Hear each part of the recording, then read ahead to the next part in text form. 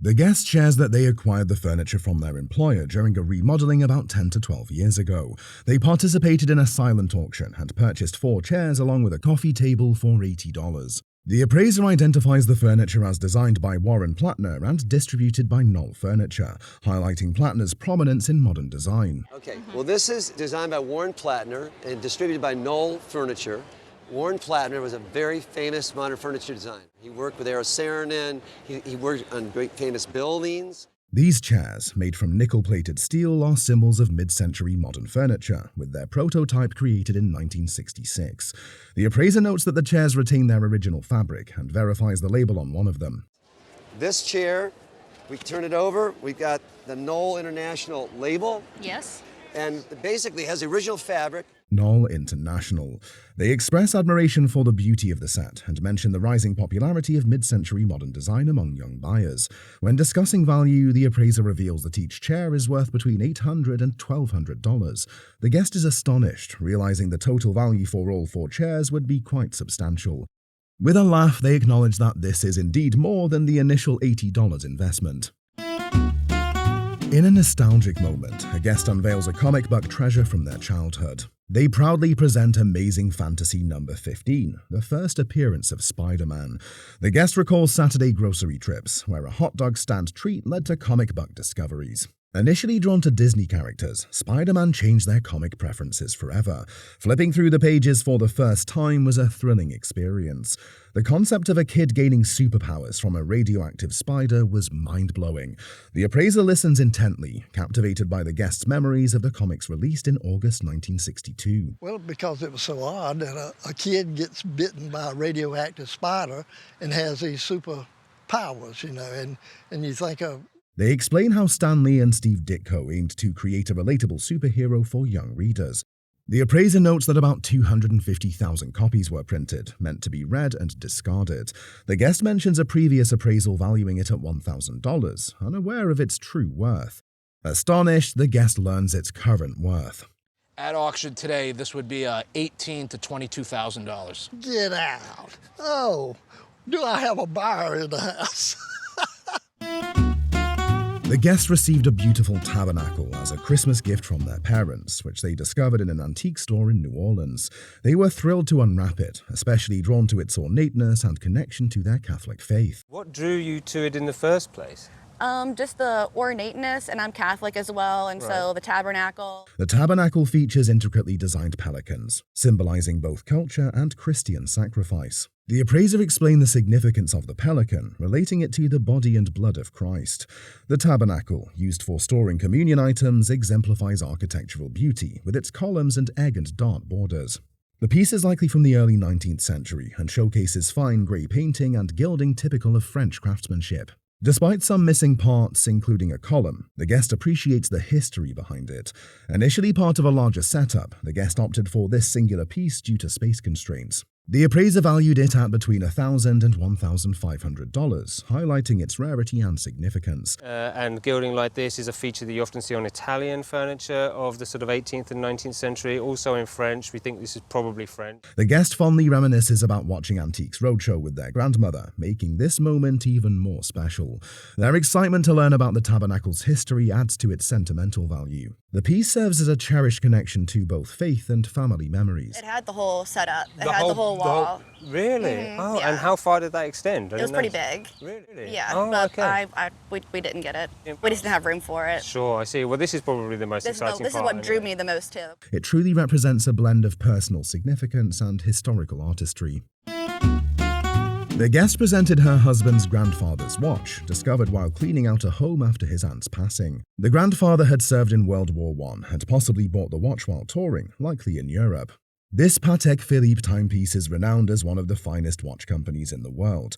The appraiser dated the watch to between 1915 and 1918, noting its early luminescent dial. The condition of the watch is described as untouched, a rare find for such an antique. This is an 18-karat gold, yellow case. This particular watch was a man's watch. The luminescent dial was really distinctive of Patek Philippe, which kind of set a style for everybody. It was a ground-setting kind of watch. Patek Philippe started as a pocket watchmaker in 1839 before transitioning to wristwatches. This specific watch features an 18-karat yellow gold case designed for men. This was handmade. Probably one-off movements, one-off cases. They probably only made one a day of this style case. The luminescent dial was distinctive, setting a style that influenced the industry. Handmade with likely one-off movements, only a few were produced daily in this style. The appraiser emphasized the immaculate condition, with an original dial and crystal intact. When this watch was manufactured, this dial probably glowed. You could see it in nighttime when you walk down a street. That's the lume part of it. The dial is believed to be made of sterling silver, with the brand name embossed in enamel. In excellent condition, this collectible watch is valued at approximately $40,000 to $50,000. The guest received an item tucked away in a cabinet for many years. It had been passed down through generations. Family history surrounding it was unclear. The guest's mother knew little about it after inheriting it. The mother believed it belonged to their great-great-grandmother. And then they made it through until about the time Queen Victoria comes to the throne in the late 1830s. And it's particularly popular in the United States. The appraiser acknowledged that lost family histories are common. He suggested documenting ownership timelines for future reference. Upon examination, the appraiser identified it as Mochaware. Mochaware is a decorative earthenware style from about 200 years ago. Which is a marbleizing, you could say. And when it was first done, it was sometimes called surface agate ware, because it's kind of meant to look a little like a hardstone, like an agate. It became popular in the end and saw a resurgence among collectors. The piece was made from creamware with a cream-colored base. It featured colored slip applied for a marbleized effect. The appraiser estimated the pieces date back to around 1800. He assured the guest that the staining was primarily dirt. The appraiser valued the piece at an auction estimate of $4,000 to $6,000. Here are two Fender guitars, a Jaguar and a Stratocaster, and they belong to the guest's father. The Fender Musical Instruments Corporation, or simply Fender, was established in 1946 by Clarence Leonidas Leo Fender in Fullerton, California. They produce all kinds of musical instruments and amplifiers. They are well known for their solid-body electric guitars and bass guitars such as the Telecaster, Stratocaster, Jaguar, Jazzmaster, Precision Bass, and Jazz Bass. Now, were you from Boise area? Or? No. We're from a little town called Almo. He probably bought them in, I don't know, Burley was the closest town. Burley? Burley, Idaho. The first guitar here is an original 1964 Fender Stratocaster in fairly good condition because it doesn't show much use. Fender started making the Stratocaster around 1954, so this guitar was made 10 years after, and the white case was only made around 1964. The Jaguar they started making in 1962. This one is an original Fender Jaguar from 1965, having the transition logo because it was made after Fender was sold. Leo Fender sold the company to a subsidiary of Columbia Broadcasting Systems, CBS, called Columbia Records Distribution Corp. For $13 million in 1965. This led to Fender losing many customers as people wanted the pre-CBS guitars. Hence, this Jaguar has a reduced value because it was made after Fender was sold, and it is marked with the initial CW or Country Western. Both guitars have some wear but are in overall good condition. Also, the Jaguar has another model called the Jazzmaster, which has been trending in the last few years, popular with millennials and hipsters. This guitar, particularly this style, the Jaguar, and there's another model called the Jazzmaster that both have the same body shape, have become very trendy in the last few years. The Stratocaster is an iconic guitar played by some of the greatest music artists and was the most expensive guitar that Fender had in 1965. In 2020, Fender changed ownership to Servco Pacific Company Limited, Hawaii's privately held company with US and Australian operations in automotive distribution and retail.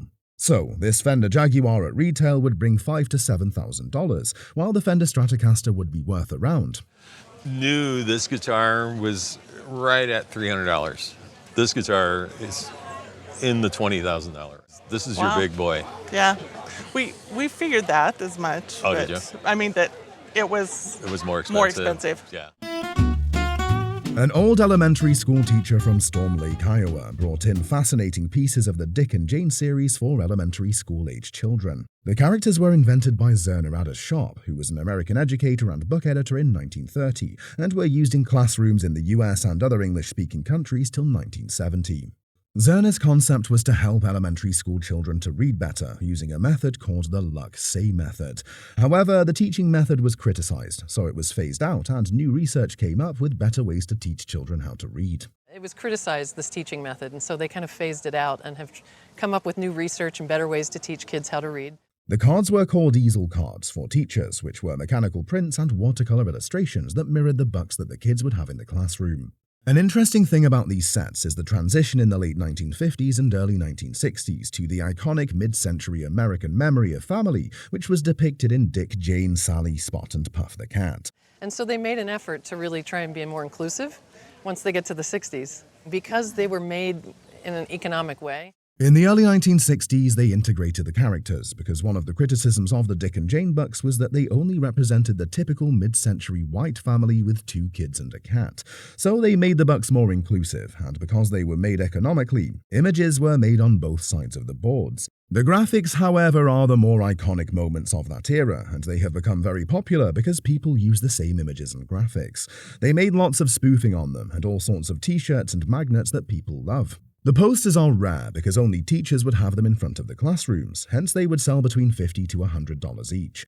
For the boards, which are 2 sets, 18 on one set and 16 on the other set, they would have an auction estimate for. And so, given how many you have, you're looking at anywhere between $1,500 to $2,500 worth of posters. Oh my gosh. Oh, that is so fabulous that people really keep enjoying these. I mean, it just gives me goosebumps. That's great. This painting is a serene landscape of the Sierra Nevada mountains, purchased by the guests in 2019. Created by Edgar Payne, a prominent member of the California Impression movement. Payne was known for capturing the beauty of the natural world, and this painting is a perfect example of his talent. A thick impasto of the painting creates a textured and vibrant effect. Very thick impasto. I mean, can you see the paint on it? My goodness, it's like ice cream, right? Yeah. It's just beautiful. While the lake in the foreground adds depth and dimension. Amazing use of color is masterful, with shades of blue, green, and yellow blending seamlessly to create a harmonious composition. This painting was discovered at a local auction, where other bidders initially overlooked it. Additionally, the guest was drawn to the painting's serene beauty and its evocative reminder of time spent in Switzerland. Given the quality of the painting and its historical significance, the appraiser estimates its auction value to be between. Painting of this size today at auction would be worth somewhere between $10,000 and $20,000. Ooh. The story goes that in the 1790s, a certain Captain Davenport ordered from Gillows, the famous furniture makers, a small desk, and from that time, this type of small desk got the name Davenport. Gillows of Lancaster and London, as they were known, were one of the most important cabinet makers and international merchants between 1730 to 1840. They are known as the longest cabinet makers to be in business for over 100 years. For the early desks, they were made simply as boxes with a row of drawers and a top that slid forward for sitting on. This one is quite exceptional for many reasons. Firstly, it retains its original little gallery here. In 1810, they began to make some exceptional variations, like this one, which has a gallery and a little fitting at the side. When the lid is lifted, there is a lever inside which, when pulled, reveals a compartment for ink, stamps, and other stationery. Almost a deceit. One folds over the other, so the lip on this side comes up, the lip on that side goes down. While we're around this side, and this is quite a rare feature. One of the interesting parts of this desk is the arrangement of the shelves, which slide out on both sides, and the lips of the trays fold over one another so the tray does not shoot out. Also, there is a rare feature on this piece, which is a bank of drawers with a cupboard door that opens up the arrangement with military-style handles. And another unusual feature are these columns. Now, that particular shape of column gives us a fairly accurate date of post-1810, but pre-1825. Another unusual feature is the shape of the columns that give a fairly accurate date of manufacture, post-1810, pre-1825. This is a rare piece of Regency Davenport. While the plain Regency Davenport furniture is worth £6,000 to £8,000, this one should be insured for... This one should certainly be insured for £12,500. One early morning, during a routine trip for coffee, a garage sale sign led to an unexpected treasure. As the seller unpacked, a tall, iridescent vase immediately caught attention with its form and color. The guest purchased it, along with 2 other smaller pieces, for $150 total. Despite the missing signatures, the piece's craftsmanship spoke louder than any name. A faint LCT mark on the bottom revealed its authenticity as a piece by Louis Comfort Tiffany. First of all, the form, the color, and the fact that it's in remarkably good condition. It was crafted between 1898 and 1900 during the early years of the Tiffany Glass and Decorating Company. Known as an Egyptian onion vase, its design was inspired by ancient glass forms with an onion-shaped base and flowing leaf-like patterns. Though unsigned, the other two vases were identified as works of Loetz, an Austrian company famous for its iridescent glass. Made between 1905 and 1910, these pieces feature pinched forms with Art Nouveau designs of lily pads and oil splotches.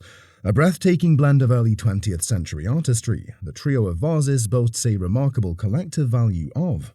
And in a retail venue, this would sell between $6,000 and $8,000. Wow. Wow. The Studio Interior, a mesmerizing work by American modernist Samuel Halpert, evokes the charm of a quaint French garret. Samuel Halpert, characteristically, his paintings are oil on canvas, as this is. It's an undated work. We have a nice signature down here, and I would say it's done probably around 1910. Two Toulouse-Lautrec lithographs in the background highlight Halpert's playful spatial relationships and vibrant patterns. Though undated, this oil on canvas likely dates to around 1910, capturing Halpert's artistic journey during his time in France. Once part of a 1920s American and French painting collection by the guest's grandparents in Ohio, this artwork has a rich history. Unfortunately, most of that collection was sold shortly after the attack on Pearl Harbor, likely undervalued in the auction. However, this particular piece remained with an uncle, who passed it down to the guest 6 years ago. Halpert's work, although not widely recognized during his lifetime, has gained importance in recent years. The painting's vibrant patterns and architectural flair reflect Halpert's homage to Matisse's contemporary style. At auction, this stunning painting has an estimated value ranging from... I would expect it to sell for around $20,000 to $25,000 at auction, and a dealer would have it for, I'd say, approximately $45,000.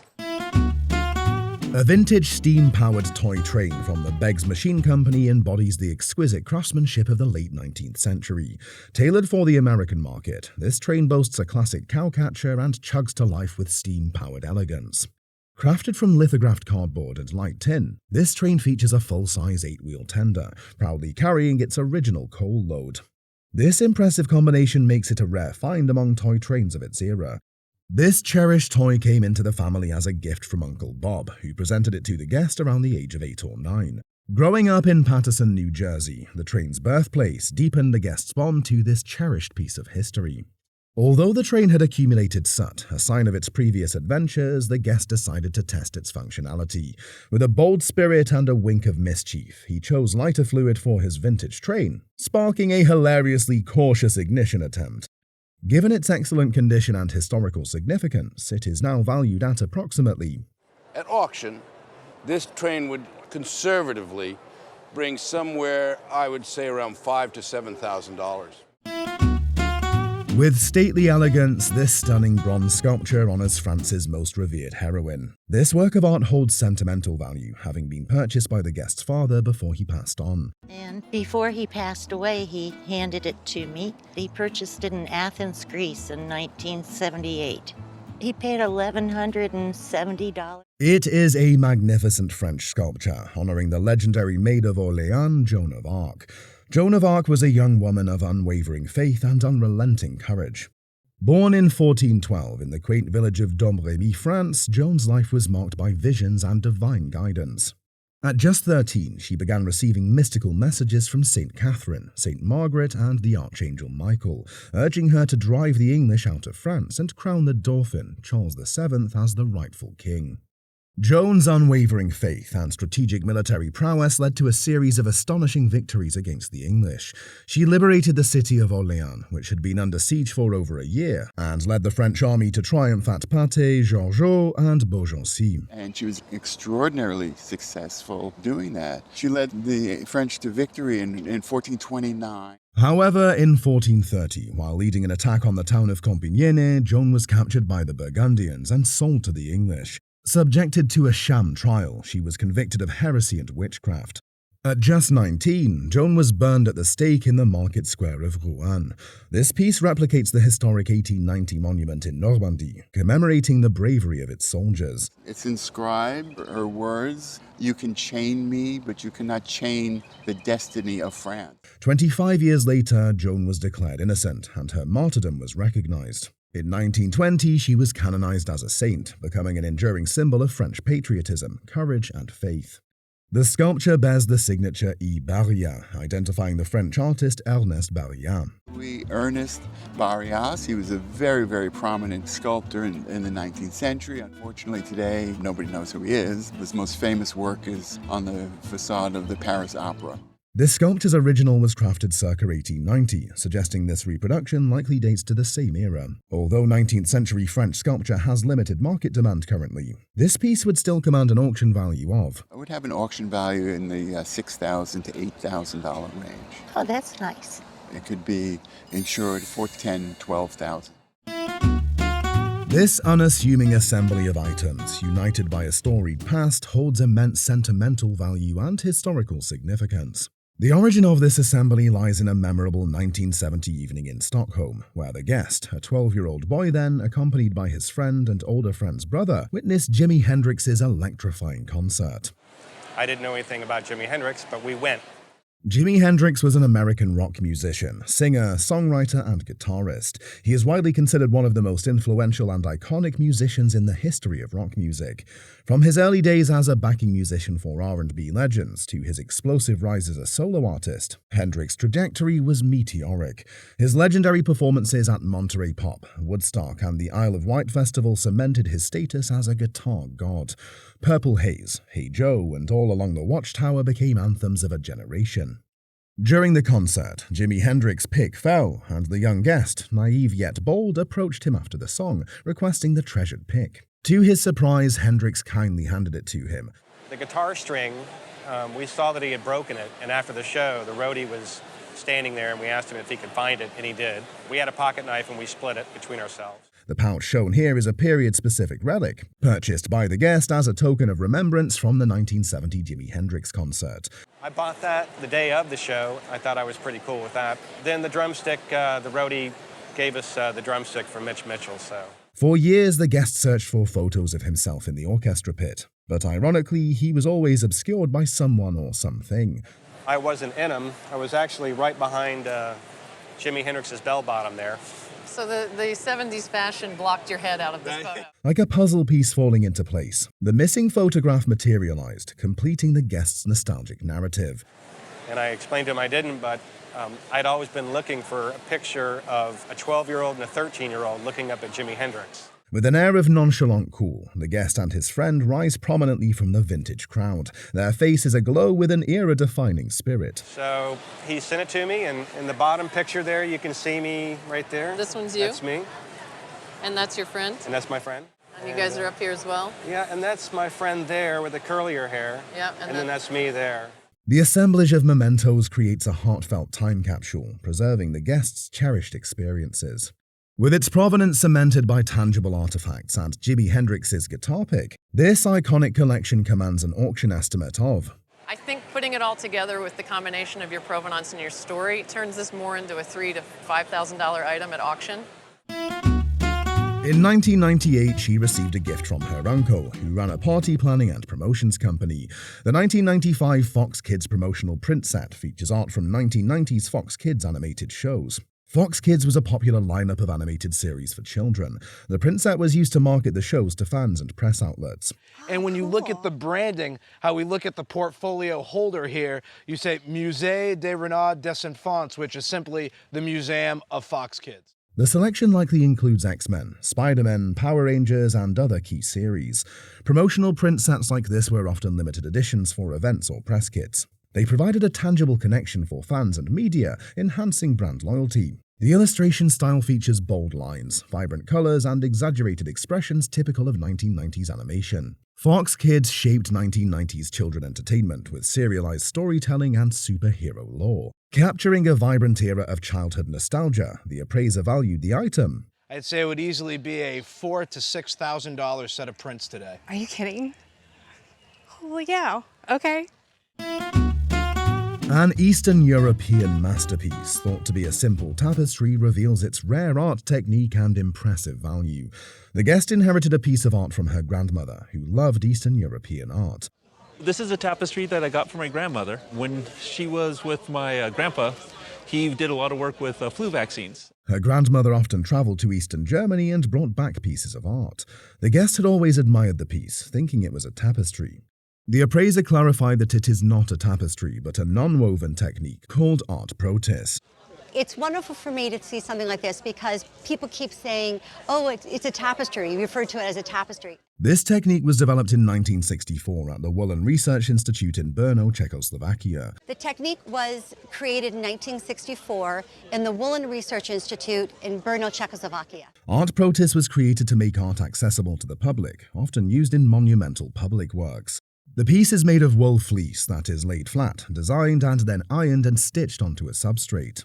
The artist Josef Nalepa created the piece in 1970 and named it Fireball. Exactly. His name is Josef Nalepa, and you and I both could not find anything other than he made some bronzes and some sculptures. The guest was astonished to learn about the rich history and significant value behind the artwork. This work is most likely a one-of-a-kind due to its unique creation process. At auction, the appraiser estimated its value between $4,000 and $6,000. In a retail setting, its value could reach closer to $10,000. The guest was astonished to learn about the rich history and significant value behind the artwork. A stunning Art Deco diamond ring, once feared to be glass, unveils its true brilliance and remarkable value. The guest brought a ring that once belonged to her grandmother, born in 1895. The ring belonged to my grandmother, who was born in, I think, 1895. The ring passed down to her mother, who wore it frequently. The guest had never had the ring appraised, fearing it might be glass. My mother never told me anything about it, so I just wear it. Never had it appraised. I was afraid that it might just be a piece of glass. The appraiser identified it as an early Art Deco piece from the 1920s. Well, it's a beautiful ring. This is an early Art Deco piece from the 1920s. We have an emerald cut diamond on the center. The centerpiece is a 3.3 carat emerald cut diamond with S1 clarity and near colorless H color. Two straight baguette ascent diamonds, measuring about 15 points each, flank the central stone. Its total diamond weight is approximately 3.6 carats. There are no hallmarks to indicate the maker, but its timeless design remains popular today. The ring is made of platinum and likely crafted in New York City. The inside of the ring is marked platinum, which helps me identify that it was made in the U.S., likely in New York City. At auction, the appraiser estimated its value at $20,000 to $25,000. For insurance purposes, the replacement cost would be around $50,000. An abandoned Texas desk, once destined for the burn pile, reveals its rich history and surprising value. The guest discovered a desk abandoned in a barn on her grandparents' farm in East Texas. I found this desk. It had been abandoned in a barn that my grandparents were buying in East Texas. The previous owners claimed a relative had made the desk from a tree on the property. When the guest found it, rats had nested inside, and it was covered in black paint. When I found it, the rats had nested in the drawers. It was covered with thick black paint. It was destined for the burn pile. She saved it from the burn pile, stripped the paint, and restored it. The appraiser identified the desk as an example of vernacular furniture. Is not the prettiest girl at the dance. No, it's not. It's very humble. But it's fabulous as an example of vernacular furniture. It is primarily made from yellow pine, known for its wild, wavy grain. The desk features late classical design elements, including scrolls typical of the 1840s. The original porcelain knobs remain intact, adding to its authenticity. The hardware on the piece, these wonderful porcelain white knobs, there's no indication that there was anything else on the piece, and so those may be original. The desk also has an elaborate mechanism that extends its legs for support. The appraiser emphasized the historical significance of this 1850s to 1860s Texas-made piece. At auction, it could fetch a value between $2,000 and $2,500, especially among Texas. As everyone geared up for the journey ahead, the meeting introduced an exciting challenge locating the first Flog-It letterbox. Participants received clues to guide their search. The adventure began at Site 1, marked by grid reference 61 to 92 near the Watchet Hill flagpole. Grab a pen and paper right now, okay? Here we go. Site 1. Grid reference 61. Key coordinates were given at 003 degrees, near a telegraph pole by the hedge house. A balanced rock on a nearby tor was noted at 216 degrees. Participants were to find an upright, leaning rock measuring 8 feet by 3 feet. Telegraph pole near the hedge. coordinates are 37 degrees. It's the right-hand side of a balanced rock on a nearby tor, which is 216 degrees. Located 7 paces away at 122 degrees. The letterbox itself was hidden beneath a 3-foot hanging rock, just above a 2-foot high holly tree. With teamwork and a key eye for detail, participants were ready to uncover hidden treasures in the great outdoors. Taking detailed notes was encouraged to capture all clues. This challenge combined problem-solving, teamwork, and outdoor exploration for an engaging experience. A former White House photographer shares his tale, capturing history's moments that will never pale. The guest shared his story. I was the White House photographer for John Kennedy. Started the job in inaugural day of 1961 and stayed with him until Dallas. He recalled being in the motorcade during the assassination in Dallas. After Kennedy's death, he captured Lyndon B. Johnson swearing in on the plane. The appraiser noted the photograph's iconic significance. Who took this photograph? With appreciation and best wishes always, Jacqueline Kennedy, and then it's signed John Kennedy below. The guest shared that Jackie Kennedy gifted him a signed photograph for Christmas. The appraiser confirmed the authenticity of the signatures. He valued Johnson's photograph. I would value, for insurance value, the photograph of LBJ taking the oath at $50,000. That sounds great. Together, they totaled $75,000. The guest was thankful for the recognition of his work. A painting by the quirky Lee Godie reveals a unique connection between the artist and her trusted buyer. The guest presented a painting by Lee Godie, a naive artist from Chicago who worked in the late 70s to the 90s.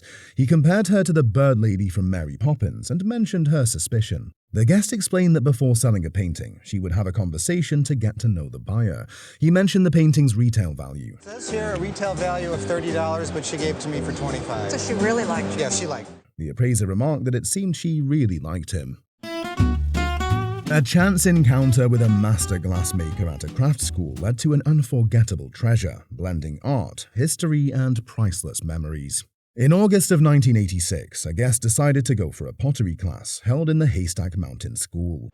The story starts with me deciding to go to Haystack Mountain School of Crafts in August of 1986. One day they visited the glass studio and saw Lino Tagliapietra, a glassmaker from Murano. And then one day I said, I ought to go up to the glass studio. I've never seen glass being blown before. And there's this guy, whose name is Lino Tagliapietra. Lino, who began teaching in the US, was crafting a piece using the filigranic technique. The guest was amazed and took photos of the entire process. Lino later donated the piece to a school auction, and the guest won it with a bid of $600 to $800.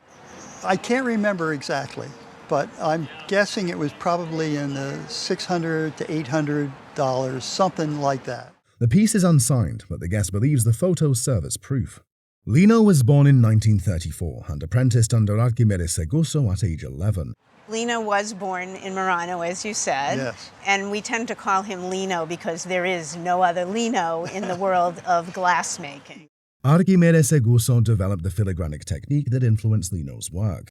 In the 1980s, Lino was not yet famous, but by the 2000s, his work was displayed in over 50 museums. The appraiser valued the piece at $6,000.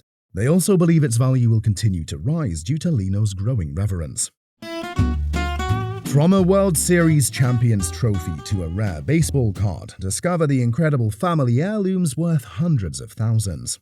The guest's great-grandfather was a Major League pitcher who won the 1910 World Series with the Philadelphia Athletics. My great-grandfather was a Major League pitcher for a while, and in 1910 he won the World Series with the Philadelphia Athletics. The pin he was awarded from the team. He was awarded a pin and a trophy from the city of Philadelphia for his achievement. In addition to the pin and trophy, the guest also found a baseball card, purchased online for about $300. The Philadelphia Athletics were one of the first major baseball dynasties. The Philadelphia Athletics were one of the first baseball dynasties. This is the 1910 World Championship team. With championships in 1910, 1911, and 1913. Francis Tommy Atkins played alongside notable players like Jack Coombs and Hall of Famers Eddie Plank and Chief Bender. Atkins had a successful 1910 season with a 2.68 ERA, but didn't pitch in the World Series. He was awarded a Loving Cup trophy, pin, and a $2,000 bonus despite not being on the World Series roster. Unfortunately, he didn't pitch in the World Series. Yeah, I didn't know that. Yeah. So Connie Mack going into the World Series, he decided to condense that roster, and it was just Plank, Bender, and Coombs. The baseball card of Tommy Atkins, graded an X-Mint 6, is a rare and valuable find, expected to fetch $300 to $400 at auction. That card I would expect at auction to sell for, somewhere between maybe $300 to $400. Yep. There you go. The Loving Cup trophy is beautifully decorated with an enamel athletics logo and crossed bats, valued at $15,000 to $20,000 at auction. While the trophy was polished by the guest's parents years ago, it could benefit from further polishing. The lapel pin, awarded to 1910 World Series champions, is incredibly rare and features a diamond. At auction, the pin could sell for between $50,000 and $70,000. For insurance purposes, the total value of the pin and trophy is estimated at $125,000.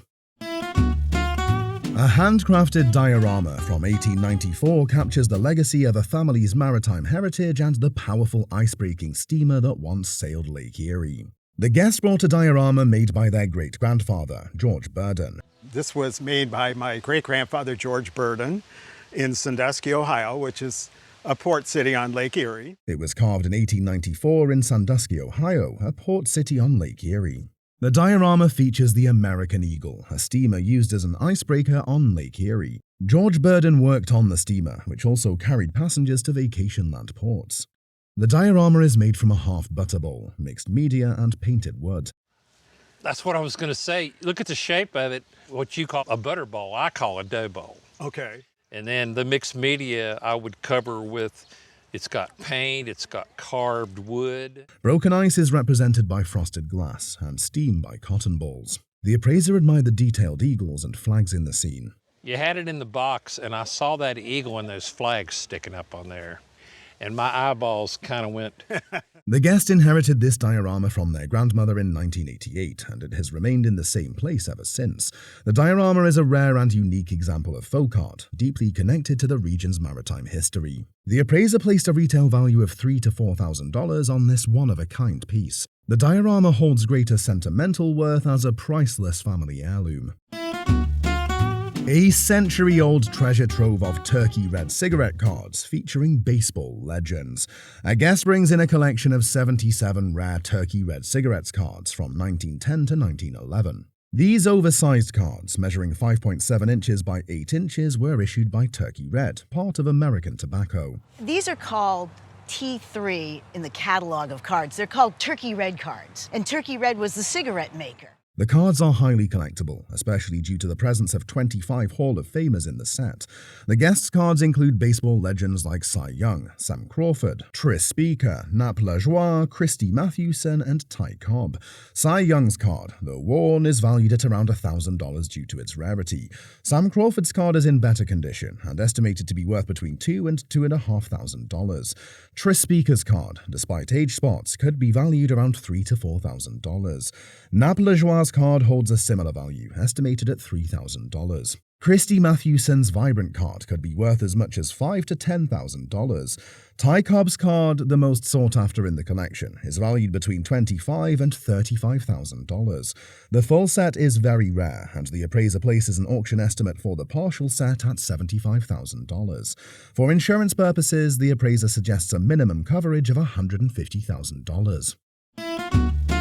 A rare 1803 bilingual lawbuck from the Louisiana Territory, once carried by an influential early explorer, holds a deep connection to American history and legal heritage. The guest brought a lawbuck that was gifted to their father. This buck was used by Don Juan Filial to spread laws throughout the Louisiana Territory. It was published in 1803, the same year Thomas Jefferson purchased the territory from France. The buck is bilingual, with laws printed in both English and French. The book is bilingual. It's printing the newly minted laws of Louisiana Territory. Don Juan Filial, whose real name was Jean-Baptiste Filial, established Fort Miro, now Monroe, Louisiana. He was responsible for spreading the laws through the territory, and he also established Fort Miro, that is now Monroe. He was a significant landowner and also a plantation owner, which included enslaved people. The buck has traveled many miles and is in fragile condition, showing heavy signs of use. The appraiser recommended professional conservation to stabilize and preserve it. Despite its condition, the buck's cotton rag paper has held up over time. For insurance purposes, the appraiser valued it at $5,000 due to its rarity and historical significance. The retail value of the buck is estimated between $2,000 to $3,000. A rare Persian jambia dagger from the 19th century with intricate carvings and a preserved scabbard reveals a rich history spanning continents and cultures. The guest shared a story from her childhood on a peanut farm in Charleston, South Carolina. When I was a little girl, probably about 9 years old, my dad had a peanut farm in Charleston, South Carolina. Her father brought home an old homeless man who had interesting objects, including a dagger. The guest was given the dagger, with the warning not to play with it. Years later, she contacted the Smithsonian, who suggested it could be very old, possibly 1200 BC. Years ago, I sent pictures to Smithsonian Institute, and they said they couldn't check it out unless they had it visually, but the jambia dagger from Persia was made around 1850 during the Qajar dynasty. This was made in Persia, present-day Iran, and it was made in the mid-19th century. The grip is carved from walrus ivory, a notable feature with fewer selling restrictions than elephant ivory. The presence of human figures on the grip, a rarity in Islamic art, helps date it to the Qajar period. And the reason we can be so certain is the fact that there are human figures which are on the grip. The appraiser explained that this type of dagger was used from Morocco to Persia and India. It has its original wooden scabbard, covered in leather, which is in excellent condition. Without the scabbard, the dagger's value would drop to $3,000 to $5,000. The appraiser valued the dagger at $5,000 to $7,000, largely due to the scabbard's inclusion. From the heart of New Orleans to the walls of his home, a Jazzfest fans' collection of posters tells the story of music, culture, and family for generations. The guest has been attending the New Orleans Jazz Fest for 50 years and collecting posters. Well, I'm a Jazz Fest fan. I have been going to the Jazz Fest for 50 years, and I began collecting Jazz Fest posters in 1976. Over time, he accumulated 3 key posters from 1976, 1979, and 1999. And the festival began in 1970. And what you have are 3 of the official posters from Jazzfest. In 1976, 1,000 signed and numbered copies of the poster were made, with the guest owning one numbered 483. The 1979 poster was signed by artist John Martinez, numbered 494, and had an unsigned edition of 10,000 copies. The 1999 poster, featuring jazz legend Professor Longhair, was designed by George Valentine Drouot. And then, closest to you, we have the 1999 version featuring the unparalleled Professor Longhair. The 1999 poster had a total print run of 3,000 signed and numbered copies. The 1976 poster features Fats Houston, a famous parade marshal who appeared in The Cincinnati Kid and Live and Let Die. The 1999 poster, depicting Professor Longhair, typically sells for $400 to $600 at auction. We'll start closest to you. We have the George Drouot, Professor Longhair, of which 3,000 were printed signed. The 1979 John Martinez poster, signed and numbered, can fetch $700 to $1,000 at auction. The 1976 signed poster is the most valuable, estimated to sell for $4,000 to $6,000 at auction. A similar poster once reached a high sale price of $7,000 at an auction in New Orleans. It's not just a water pitcher, it's a piece of rich Native American history.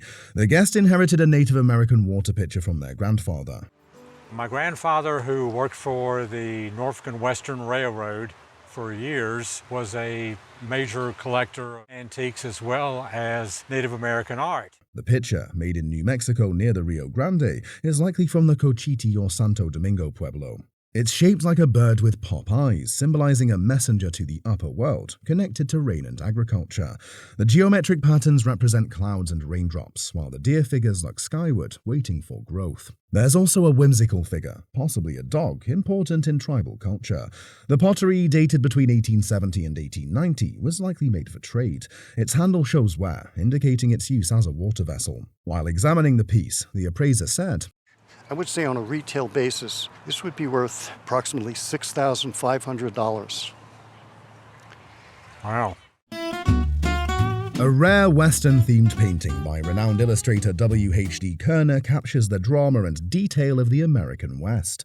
The guest's father bought a painting at auction in the early 1970s. My dad bought it in an auction back in the early 70s, and we've had it ever since. It was created by W.H.D. Koerner, a famous American illustrator of the West.